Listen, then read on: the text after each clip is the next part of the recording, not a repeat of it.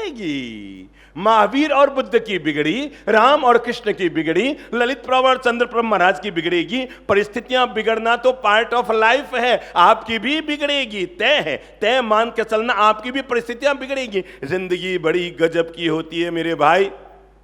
शादी होती है ना, तो पता है उन दिनों में लड़का लड़की को कहता है मने तारा वगर फावतू न थी। गुजराती में एक बड़ी प्यारी पंक्ति है। कोई गुजराती है यहां पर? है हाँ, खड़े हो तो। इसका मतलब क्या हुआ? मने तारा वगर फावतू न थी, इसका मतलब क्या हुआ? हाँ, क्या है? मैं तेरे बिना जी नहीं सकता। आप कंवारे हैं कि शादीशुदा है? शादीशुदा है। तो आपने किसी को बोला, ऐसा बोला था आपने अपनी पत्नी को? सगाई होती है ना और शादी होती है, उस समय लड़का बार बार बोलता है मने तारा वगर फावतू न थी, मने तारा वगर फावतू न थी, मने तारा वगर फावतू न थी। इसका मतलब क्या हुआ?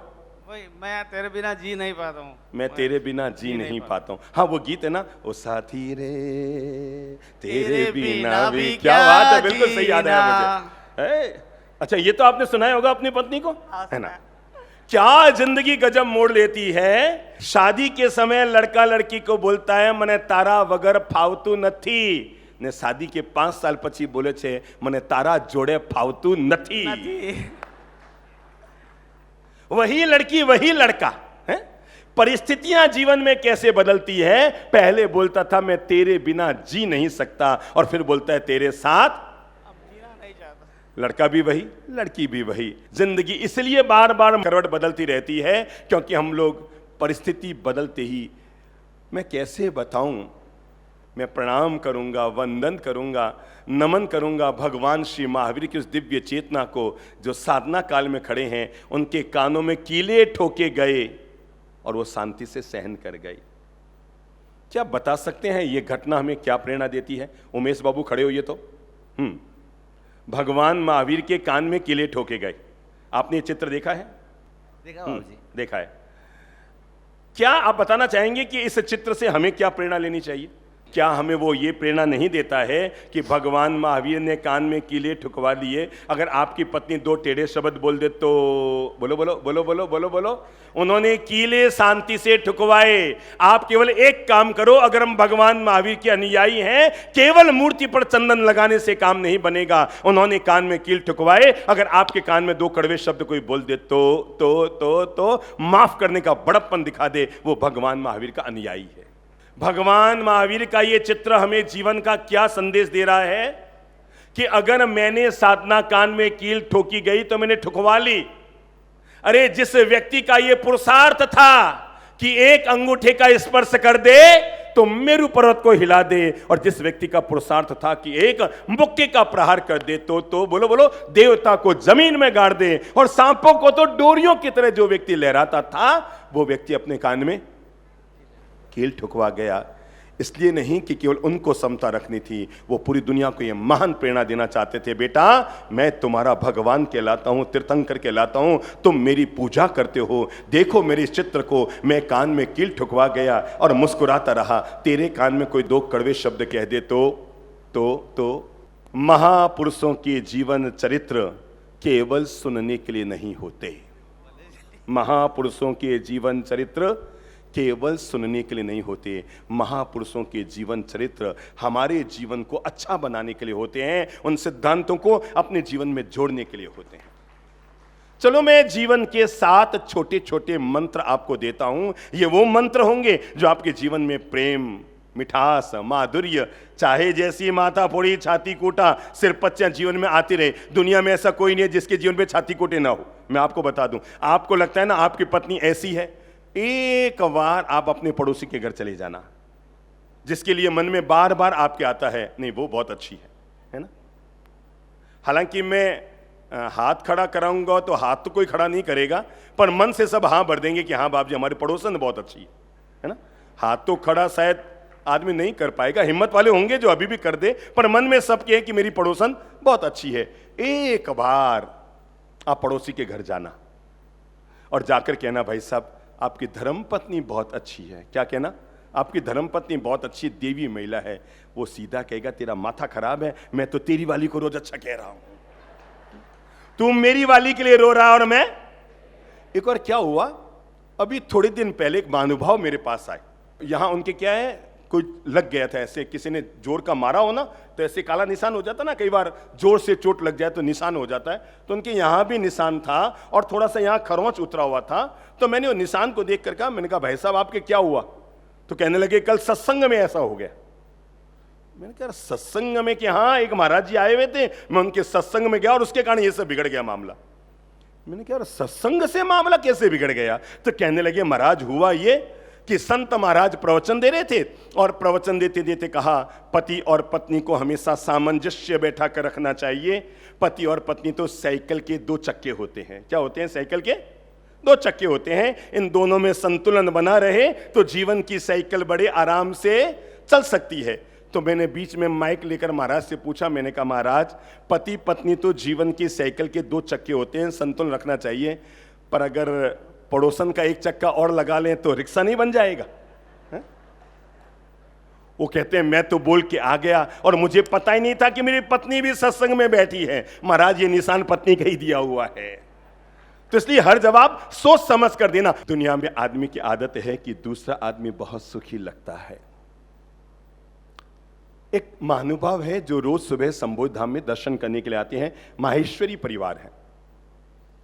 तो उनकी बहू रानी ने एक दिन मुझे बताया कि गुरुदेव, हमारे परिवार में एक व्यक्ति है जो बहुत अमीर है, इतने अमीर हैं कि कई बार मेरे मन में आता था, यार भगवान तू भी कैसा करता है? अरे हम तुम्हारी इतनी पूजा करते हैं, इतनी उपासना करते हैं, इतनी आराधना करते हैं, रोज संबोध धाम में दर्शन करने के लिए गुरु महाराज के पास जाते हैं, हमारी तो इतनी बड़ी हैसियत नहीं हुई और वो आदमी इतना बड़ा अमीर, जोधपुर में नाम चलता अमीरों में इतना बड़ा अमीर बन गया वो।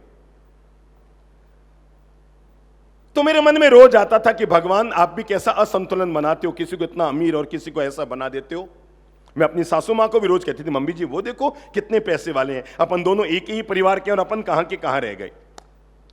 अब सुनो उसकी अंतर कथा। कहने लगी गुरुदेव, अभी 2 दिन पहले एक रात मेरा उनके घर पर रुकना हुआ। सांझ के समय करीबन 3-4 घंटा मैं सासू माँ के रूम में थी और रात को मैं बहू रानी के साथ सोई। घर में उनके 2 लोग थे, सास और बहू। अब वो कहते हैं बाप जी, मैं 4 घंटा सासू मां के रूम में थी, 4 घंटा वो बोल रही थी, अपने घर की बातें मुझे बता रही थी और 4 घंटा तक उसने केवल एक ही काम किया, अपनी बहू की जितनी आलोचना कर सकती थी उतनी आलोचना की। ऐसी है, वैसी है, पता नहीं मैं कैसे निभा रही हूं, अरे हमारे तो कर्म खराब थे, हम तो चेहरा देखकर ले आए, हम तो ये देखकर ले आए और जिंदगी हमारी नरक बना दी, ये कर दी, वो कर दी। 4 घंटा वो अपनी बहू के लिए नेगेटिव शब्द बोलती रही। मैं रात को सोने के लिए बहू के रूम में गई, वो कहती है, तो कहती है रात भर बहू ने भी मुझे नहीं सोने दिया। उसने अपनी रामायण शुरू की और वो रात भर अपनी सासू मां के लिए नेगेटिव टिप्पणियां करती रही। मेरे कर्म फूटे, मैं इस घर में आ गई, केवल धन को चाटूं क्या, केवल पैसे को करूं क्या, या और कोई मन का सुख तो है ही नहीं, अरे सब ऐसे हैं, घर के लोग ऐसे हैं, वैसे हैं। और कहते हैं रात भर वो अपने घर वालों की आलोचना करती रही। सुबह वो अपने घर आई और आकर अपनी सासू मां से लिपट कर कहा, मम्मी जी आज पता लग गया, उनसे 100 गुने सुखी तो हम हैं। उनसे 100 गुने सुखी तो हम हैं। अरे जब भी मिलते हैं ना, मम्मी आपके चेहरे पर भी मुस्कान और मेरे चेहरे पर मुस्कान है। मैं एक रात उनके घर पे क्या रहकर आई, पूरा दिमाग मेरा नरक बनाकर आ गई। जीवन का पहला मंत्र आपकी डायरी में दे रहा हूं। ये वो मंत्र है जो आपके जीवन को प्रेम, मिठास, माधुर्य और खुशियों से भर देगा।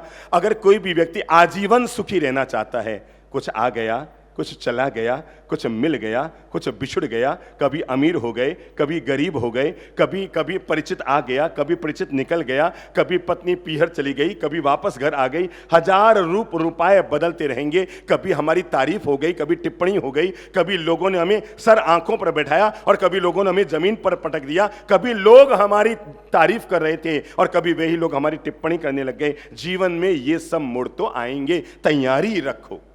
जब भी कोई सामने आपकी तारीफ करो ना, अरे हाँ साहब ये तो हमारे ये है, मन में सोच के रखो, थोड़ी दिन इंतजारी कर, यही व्यक्ति वापस नेगेटिव बोलने वाला है। मैं आपको पता है, जब भी किसी व्यक्ति के घर जाता हूँ ना और मैं बोलता हूँ, बहन जी आपके पति तो देवता आदमी हैं, अरे आपने बहुत पुण्य किए, इतना अच्छा देवता आपको मिला है, देवता आदमी हैं।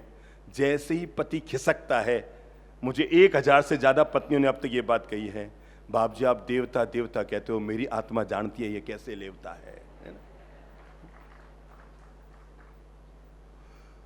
मुझे लगता है जिंदगी कितनी गजब की है। आदमी समाज के 1 लाख लोगों के दिलों में जगह बना लेता है और जिसके साथ 24 घंटा जीता है उसके दिल में जगह बनाने में सफल नहीं हो पाता है? कैसी जिंदगी है। पूरा समाज कहता है साहब ये हीरा है, हीरा। मतलब आप कभी भी देख लेना, जिसको मंच पे बुलाया गया, माला पहनाई गई, साहब हमारे समाज के हीरे हैं, हीरे। एक और उसकी पत्नी को बोल दो, अगर वो बाटा ना बता दे तो मुझसे कहना, क्योंकि आदमी के लिए सरल है दुनिया के दिलों में जगह बनाना। जितने लोग अच्छे बाहर रहते हैं लोगों के साथ, उतने अच्छे घर वालों के साथ रह जाए। सवाल ये नहीं है कि आप समाज के लिए कितना आदर्श बन पाए, सवाल ये है आप अपने परिवार के लिए कितना आदर्श बन पाए। जिंदगी में पहला मंत्र। अच्छा क्यों होता है जीवन में ऐसा? दुनिया में हर आदमी शादी के जब शुरुआत करता ना, देखो भाई मैं तो 11 साल की उम्र में संत बना हुआ हूं, पर आप कहो तो सुनी सुनाई बात आपको बता दूं। जब आदमी शादी करता है, आप में कितने लोग हैं जो विवाहित हैं? मतलब सभी काम के हैं, ठीक है। तो याद करो जब आपका विवाह हुआ था, आपके बेडरूम में क्या था? मैं जीवन में सुख की बातें आगे बताऊं मंत्र, उससे पहले यहीं से बात की शुरुआत करता हूं। जब आपका विवाह हुआ था तो आपके बेडरूम में क्या था? सोचो, बोलो, कौन बोलेगा? पांड्या साहब खड़े होइए। हाँ, आपके विवाह को कितने वर्ष हुए हैं?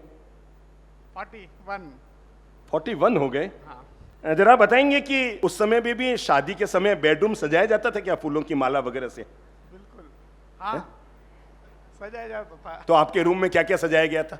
फूलों से सजाया गया। फूलों से सजाया गया था और थोड़ा इत्र लगाया गया था, तो परफ्यूम छिड़का गया था। क्या गजब होता है जिंदगी में।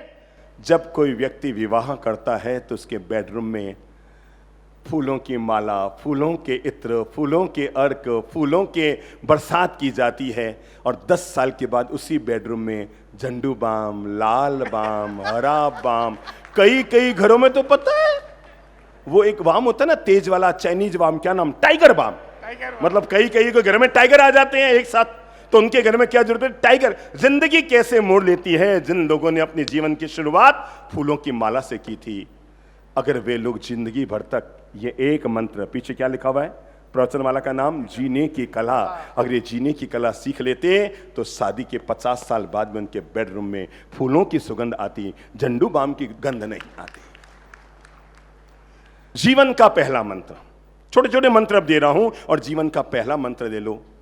अगर कोई व्यक्ति आजीवन सुखमय जीवन जीना चाहता है, मुंह से बोल लो, सुखमय जीवन जीना चाहता है, 2 शब्द आपको दे रहा हूं, एक है सुविधा, एक है सुकून। शब्द बोलो, एक है सुविधा, एक है सुकून। फिर से बोलो, एक है सुविधा, एक है सुकून। जरा इतना सा याद करो, 50 साल पहले हमारे पास क्या था और आज हमारे पास क्या है?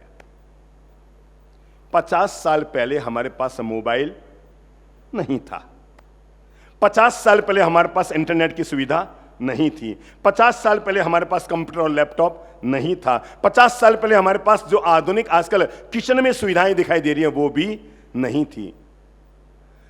कहने के नाम पर आप 1000 चीजें गिना देंगे, 50 साल पहले नहीं थे। क्यों जी? गिना देंगे ना 1000 चीजें। मैं 1000 चीजों पर एक भारी चीज गिना रहा हूं जो 50 साल पहले हमारे पास थी, और वो इन 1000 चीजों पर भारी है। मानता हूं कि 50 साल पहले ये सारी सुविधाएं नहीं थी, पर 50 साल पहले एक चीज हमारे पास थी और वो था सुकून बहुत था। याद करो, वो हमारी दादी सा लकड़ी का चूल्हा जलाया करती थी, बूंगड़ी हाथ में लेकर फू फू फू फूंके मार मार कर, और वो थेपड़ी और वो लकड़ी और वो कंडे का चूल्हा जलाया करती थी, और उस पर बाजरी का सोगरा, बाजरी की रोटी, मक्की की रोटी सेक कर हमें खिलाया करती थी। मैं आपको कैसे बताऊं, वो लकड़ी के चूल्हे पर, वो मिट्टी के तवे पर, वो जो धीमी धीमी आंच में, और वो जो हौले हौले बाजरी का सोगरा, बाजरी का रोटला बनता था ना, ये जो 900 रुपये में होटलों में पिज्जा मिलता है ना, उसका बाप भी उस बाजरी के रोटले का मुकाबला नहीं कर सकता। क्योंकि वो जो सुकून था ना, वो जो बाजरी की रोटी को खाने में 5 भाई बैठते थे, घी की गिलोड़ी खाली करते थे, बाजरी की रोटी को चूरते थे, उसमें गुड़ डाल करके और मूली की पत्ती इसकी सब्जी डाल करके और कांचे की सब्जी डाल करके वो जो खाया करते थे ना, जरा याद करो, आज किसी की शादी में आप लोग 112 आइटम खाकर आते हैं, शायद वो जो माँ, दादी माँ के हाथ के बाजरी के सुरगरे का जो स्वाद था, क्या वो आता है आज? बस मैं आपको यही बताना चाहता हूं, सुविधाएं हमारे पास बहुत बड़ी है, पर सुकून तब हमारे पास बहुत था। भगवान महावीर स्वामी की जय। जीसो संस्था द्वारा समग्र जैन समाज को जोड़ने का यह सद संकल्प कार्य प्रारंभ हुआ है। श्री सुरेश जी के द्वारा